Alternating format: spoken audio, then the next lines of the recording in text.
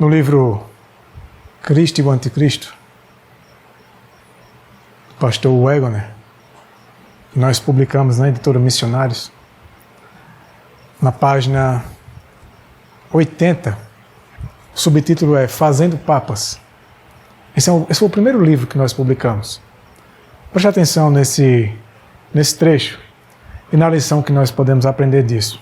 Em vez de crer na promessa de Deus, que Ele dará o Espírito Santo a todo aquele que pedir, e que o Espírito dará a conhecer as palavras de Deus, as pessoas preferem ir ao seu ministro para saber sua opinião. Em resumo, elas colocam o ministro no lugar do Espírito de Deus. Isso tem sido feito, sempre existiu, mas vai piorando cada vez mais.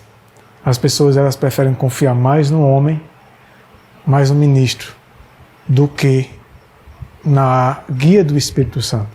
Não tem problema de você, um momento ou outro, em alguma ocasião, você tirar uma dúvida com algum ministro ou com alguém que você realmente percebe, entende que seja alguém que busca estudar a palavra e é honesto com a verdade e busca viver a verdade também, de maneira honesta, sincera, humilde e que não omite a verdade.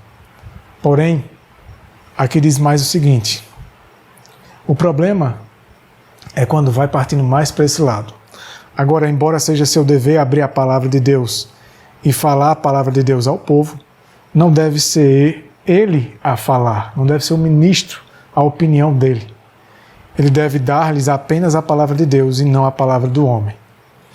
Mas as pessoas acham muito mais fácil deixar alguém pensar por elas e assim, unindo-se a algum ministro em quem tenham confiança, elas tomam suas palavras como as palavras de Deus. Preferem ouvir a opinião do homem, aquilo que de fato é uma opinião mais carnal, aquilo que vai ser mais agradável, do que ouvir a palavra de Deus. Ouvir o claro assim diz o Senhor e somente o assim diz o Senhor. E continua dizendo que, claro que esta reverência e deferência é muito agradável ao homem natural. É muito reconfortante receber as opiniões de alguém sem questionar, como a solução de todas as controvérsias. E, portanto, o homem que não está em guarda, sem perceber, será papa, tanto quanto possível sua influência se estenda. A maioria das pessoas está fadada a ter um papa.